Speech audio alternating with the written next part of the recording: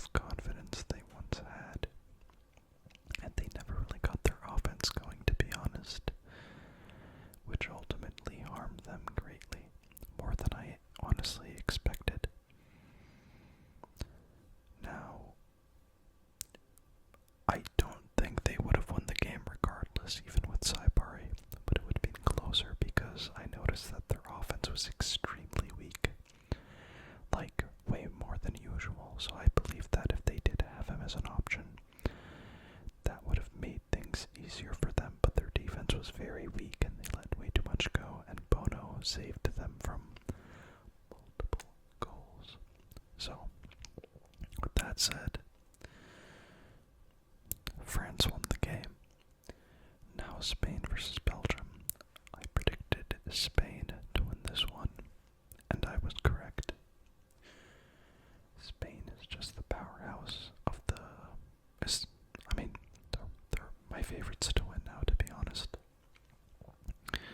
I do believe they are the strongest team in the cup, and they really showcased that. I'll go into this game later, but Spain is a very lethal defense, and that's what sort of sets them apart from the rest of the teams. But yeah, Belgium put up a decent fight. They weren't able to really, I guess, get momentum that they needed, which I think hampered them at the end of the day. Now, the next two games were the Norway versus England and Argentina versus Switzerland. These games were a lot more interesting because they actually went to extra time, unlike the first two. Norway versus England was a very weird game. I never felt like Holland really got going, and the fundamental issue with Norway is that they're basically Holland and his merry band of not very great players. So Holland really carried them to this point, and it sort of reached a breaking point, especially with the English very strong. They have a really strong defense. So that was able to sort of restrain Holland and make him less of a problem. And that ultimately ended Norway's chance of winning. Now, there were some pretty bad ref calls, I will say. If one or two went Norway's way, it could have gone to penalties, but nevertheless, England just played the better game overall, and Holland didn't really get it going, to be honest. So it kind of made sense as you watched the game what was happening. And last but not least, we have Argentina versus Switzerland.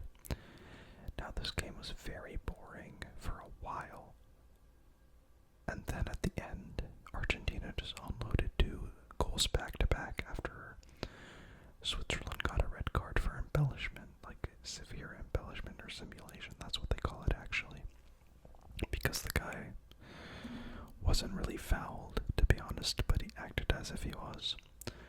And that allowed Argentina to just get that extra 2 goals that solidified their victory. Now, going to the semifinals. Now, this game was relatively boring, but it was because Spain was absolutely dominating France on all fronts. As I stated previously, Spain has an absolutely insane defense. It's by far one of their strongest units in the entire cup.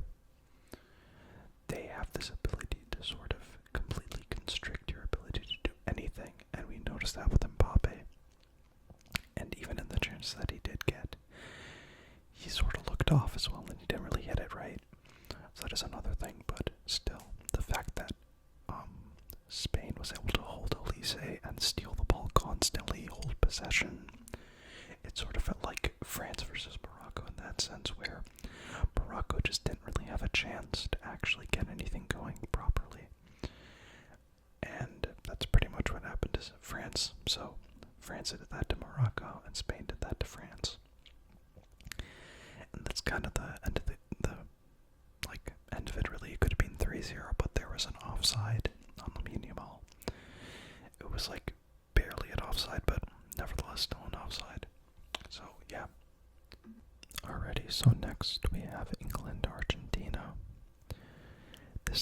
just happened today. So, if you're attentive, I'm recording this on July 15th. Now, this was a very weird game. To start, it was very 50-50 ball, and England's goalkeeper was on a hot streak. England managed to break one through in the first half, and then after the half they played this prevent defense that they did against Mexico as well. But the difference between Argentina and Mexico is that Argentina are very, very good at offensive play.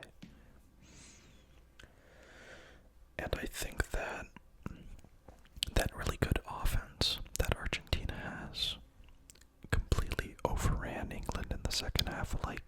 The goalkeeper on England, I was honest to God, blown away by how many shots he defended and how lucky they got. This game could have easily gone 7-1. That's how crazy it was. Then at the end, Argentina managed to tie it up at the very end, and then they also managed to sneak another one in, and that solidified their victory. Now, the interesting thing with this Argentina team is they're not good, but they're very clutch. Or they're not bad, but they're very clutch, and that is winning them games. And that's the difference between every team they've faced so far. Cape Verde wasn't clutch enough, even though they were pretty damn clutch, I'm not gonna lie. Egypt choked at the very end, even with a lot of referee interference. Still, they did give up 2 goals back to back. You then have Switzerland. They just weren't able to close it out. And then England, same exact script pretty much. Now, this takes us all the way to the final, which is Spain versus Argentina. This is a very tough game to judge, I believe, because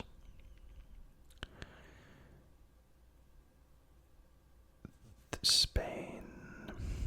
Okay. This is a strength versus strength thing where Spain has a very, very strong defense. They also have a really good offense, but their main thing is defense. And they're really good at possessing the ball.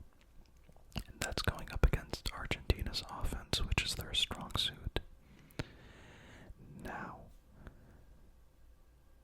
this is going to matter. It's going to basically come down to who's more prepared on game day. Literally. Argentina, if they come out with the same energy they did against Switzerland or Egypt, Spain is going to steamroll them because Spain has the ability to hold on to the ball and they're very aggressive, so they're able to steal it from you as well. In that sense, if they're able to keep the possession to 50-50 or even a little bit more Spain, you're going to see just Spain able to rip and take advantage of those opportunities a lot better. Now, Messi, he's been looking alright this cup in the last couple of games. He hasn't really been excellent, I guess you could say. But there's still a lot of other great players on Argentina that you can't discount either. Now, I personally think Spain has the upper hand, but this is a very tough game to call. The thing that Argentina does have over Spain, though, is experience. They were literally in the same scenario 4 years ago.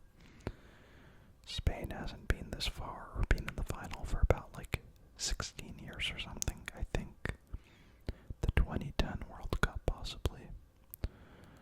Maybe, if I'm not mistaken. So we'll see how that comes into play. Weather is also going to be a massive determining factor.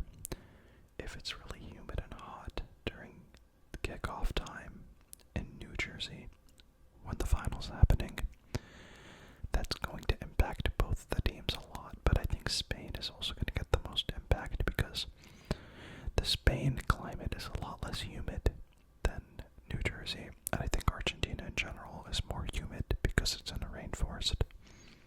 Now, I may be wrong on that front, please correct me. But I do think if the weather is bad, Argentina will have the upper hand.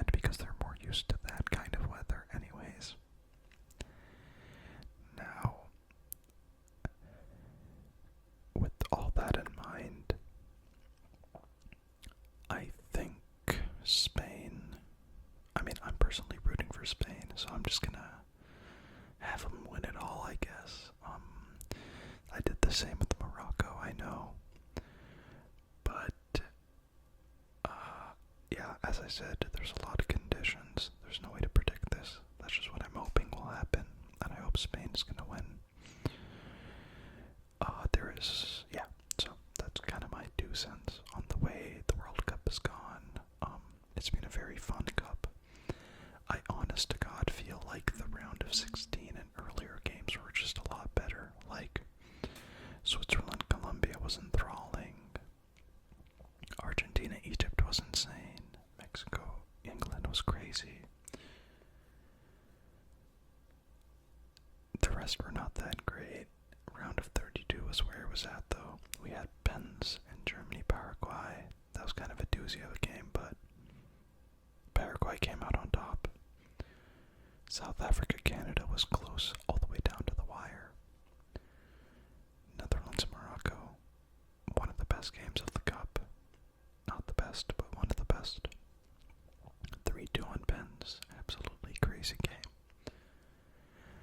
Portugal, Croatia was extremely close as well. It had that really crazy decision at the end, where it looked like it didn't touch his head, but apparently his hair touched it, so that counts as offside. Don't want to get into that.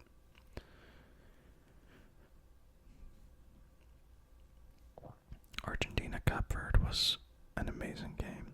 One of the best games in the cup, easily. It's like in contention for it 100%. And Australia, Egypt was also a really close penalty game, shootout game. And yeah, that's about it. There were some really good games in the knockout stages as well, but yeah, I think that's about it. For the third place match, I think France is probably going to win, but yeah, France is probably going to win that, so yeah.